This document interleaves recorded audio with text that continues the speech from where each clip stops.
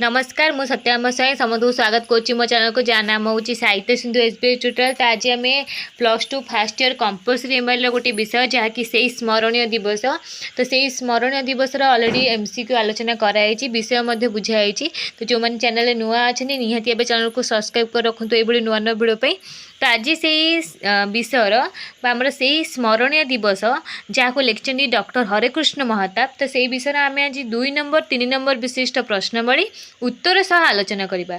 उत्तर सह आलोचना एथि कराउछि जेहेतु टिके लॉन्ग रोचे क्वेश्चन आंसर। तो कहते पिला माने बुझीपारे ना से 2 नंबर 3 नंबर विशिष्ट प्रश्नवली आम उत्तर सह आलोचना करवा।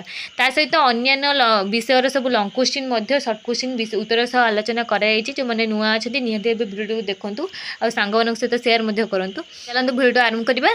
तो प्रथम आम देखा ये कौन 3 नंबर देती कौन ना संक्षिप्त उत्तरमूलक प्रश्न 2टी वाक्य उत्तर लेख। प्रश्नर मूल्य 2 नंबर लेखा और लेखक सूचना 1 नंबर उत्तर 1 नंबर। तो कंपलसरी समस्ते विषय और लेखक नाम लिखे कारण जेहेतु आम 1 मार्क मिल जदि आम न लिखा तो 1 मार्क कटिज। तो प्रथम देती लेखक क्यों दिन को भारत इतिहास एक नूतन जुगर आयम आरंभ बोली कहते। विषय लिखे से स्मरण दिवस लेखक होती आम डॉक्टर हरेकृष्ण महताब। तो 1947 मसीहा अगस्ट 15 तारिख दिन आम देश स्वाधीन है। यही दिन को आम स्वाधीनता दिवस रूपे पालन करूँ। यही दिन को भारत इतिहास एक नूतन जुगर आयम आरंभ बोली लेखक कहते। नेक्स्ट देखिए रात्रिर अंधकार दूर करने को क्यों मैंने लगी पड़े। विषय से स्मरण दिवस लेखक होती डॉक्टर हरेकृष्ण महताब। समग्र सहर लोक रात्रिर अंधकार दूर करने लगी पड़ते। नेक्स्ट देती तुम्हें जड़े खांटी ऐतिहासिक एक किए क्या कहते। विषय से स्मरण दिवस लेखक डॉक्टर हरेकृष्ण महताब। तो तुम्हें जड़े खांटी ऐतिहासिक एक कैलाशनाथ काटुच लेखक को कहते। नेक्स्ट देती से माने केवल शासक मानक आश्रित प्रजा क्यों मानक धारणा। विषय से स्मरण दिवस लेखक होती हरेकृष्ण महताब। गाँ मजलिस से माने केवल शासक मानक आश्रित प्रजा यह भारतीय लोक मानक धारणा। नेक्स्ट देती भारत इतिहास विभिन्न घटना मन पकड़ा बेले कौन है। भारत इतिहास विभिन्न घटनावली मन पकाइबा समय लेखक आखिरु अजणत 2 धार लुह गड़ी पड़ा। नेक्स्ट देती क्यों दिन जुगे जुगे भारत एकांका प्रदर्शित होगाकू थाए। विषय से स्मरण दिवस लेखक होती हरेकृष्ण महताब।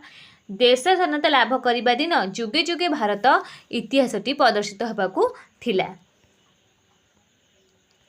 नेक्स्ट देती नाटकर शेष दृश्य कौन है। विषय से स्मरण दिवस जहाँकि गाँ मजलिस आसी लेखक होती हरेकृष्ण महताब।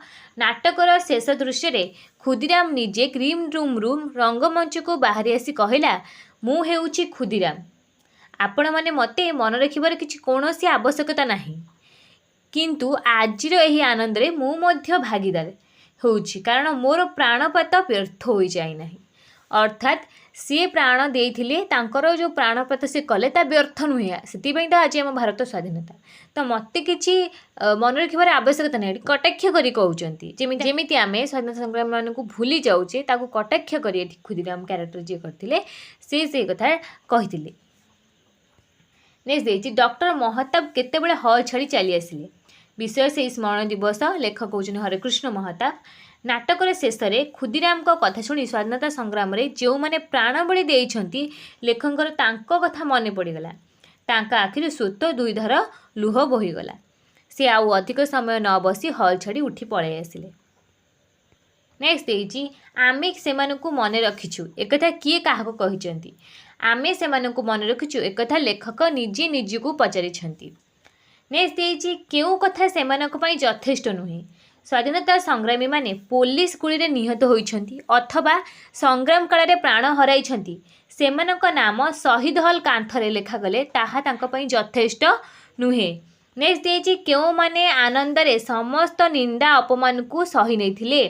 स्वाधीनता पाई हजार हजार लोक निज समस्त संपत्ति को हराइथिले। केतेक लोक क्यारियर को मध्य जलांजलि देई भिक्षुक साजिबा पथ बाछि नैथिले सेही माने आनंद रे अपमान सही नैथिले। नेक्स्ट स्वाधीनतार स्वप्न देखि आनंदित होउथिबा लोकमानकर कौन करागला। स्वाधीनतार स्वप्न देखि आनंदित होउथिबा जोगु शह शह लोक गुली करागला और फांसी दिगला। नेक्स्ट देछि केउ मानकर आनंद रे कोनोसी सीमा नथिला। राज्यर अति दूरवर्ती गाँ गंडारे स्वतः स्वाधीनतार उत्सव पालित होइतबारु खबर पहुँची थाए। लोकमानकर आनंदर कोनोसी सीमा नथिला। नेक्स्ट देछि गांधीजी गांधी महाराज सेमानक राजा हेले सेमानकर कौन हो बोली लोक माने कहूथिले।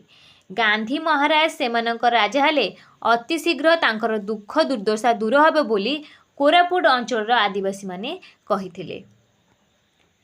नेक्स्ट देछि केउ मानक पाई स्वाधीनता संपूर्ण निरर्थक। चरम व्यर्थता और नैराश्य भितर आत्मप्रत्यय हराई सारिथिबा लक्ष्य जनताक पाई स्वाधीनता संपूर्ण निरर्थक। नेक्स्ट देछि 4 नंबर कौन प्राय 30 कोटी शब्द मध्य उत्तर दियो। प्रश्नर मूल्य 3 नंबर। लेखा और लेखक सूचना 1 नंबर उत्तर 2 नंबर। ये हमको अधिक किसी उत्तर लिखापी पड़ो।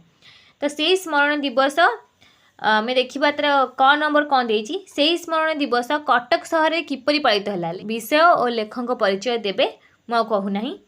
उत्तर देखा सत्य जेभली भारत इतिहास एक नूतन जुगर इतिहास सृष्टि होता।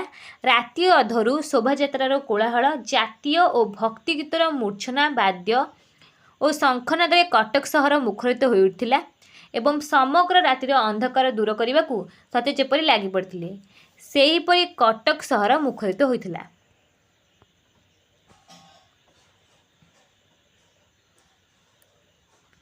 नेक्स्ट देछि डॉक्टर महताब राज्यपाल निकट में पहुँचा पर कौन है। डॉक्टर महताब तांकर सरकारी बासभवन में केते समय बिताइबा पर सूर्योदय पूर्व राज्यपाल डॉक्टर कैलाशनाथ काटोच को साक्षात करने को जाइथिले। राज्यपाल डॉक्टर महताब को देखि भावविह्वल भाव में कुंडाई पकाइथिले। से कहले महताब केतेक शताब्दी परे। तापर लेखक उत्तर देले प्राय 1000 वर्ष परे। एकादश शताब्दी परवर्ती लोक मानकर धारणा कौन। एकादश शताब्दी आरंभ करी ता परवर्ती शताब्दी मानकरे भारतीय लोक मानकर धारणा थिला जे देश व्यापार रे सेमानकर किछि करिबार नाही बा नथिला। सेमाने केवल शासक मानक आश्रित प्रजा सीए राजा बा नवाब हुंतु। किंतु लोकंकर एई धारणा को गांधीजी तांको जादू बल रे ध्वंस करी देश को स्वाधीनता आनिदेले। नेक्स्ट देछि लोक मानकर केउं धारणा को गांधीजी बदलाई पारिथिले। दीर्घ दिन धरी पराधीन रहिबा फଳରେ भारतीय लोकଙ୍କ मनरे धारणा हैला जे देश व्यापार रे सेमानकर किछि करिबार नाही। सेमाने केवल शासक मानकर आश्रित प्रजा से राजा हुंतु कि नवाब हुंतु सेतिरे सेमानकर किछि करिबार नाही। लोकंकर एभଳି धारणा को गांधीजी बदलाई पारिथिले। नेक्स्ट देछि भारत इतिहासर केउ घटनावली लेखक मन पकाई देथिले। भारत इतिहास गांधीजी को निकट को जीवा घटनावली डॉक्टर महताब मन पकाई से कथा को मन पकाई आखिर अजंतर लुहधार गड़ी आसला। अति अल्प समय भितर केवल गांधीजी ही इतिहास गति बदलाई दे पारिथिले बोली डॉक्टर महताब मन पकाई। नेक्स्ट देछि केउ कथा भाषा रे वर्णना करि हेबो नाही। भारत वर्ष जो दिन स्वाधीन हला से दिन घरे घरे पूरे पूरे महोत्सव आनंद उल्लास लगी रहिला। साधारण जनतांकर खुशीर जुआर छुटिला। सबुआड़े उत्सव मुखरित हो उठिଥାଏ। जनसाधारण मन एपरी प्रफुल्ल थाए ताहा आखिर और मुहरु जना जाउଥାଏ। सेही दिनर आनंद उत्सव को भाषा रे वर्णना करि हेबो नाही। नेक्स्ट देछि तेजियान युवक रंगमंच को आसी कौन कहला। नाटकटीर शेष दृश्य रे तेजियान युवक जनक ग्रीन रूम रु रंगमंच को बाहरी आसी पचारला आपण माने मते चिन्हि पारुछंती मते मन रखिछंती। एहीपरि किछि प्रश्न दर्शक मानकु पचारिथिले। शेषरे निजकु खुदीराम बोली परिचय देई से काहेकि फांसी खुंटरे चढ़िथिले एवं प्राणबळी देइथिले ताहा व्यक्त करथिले।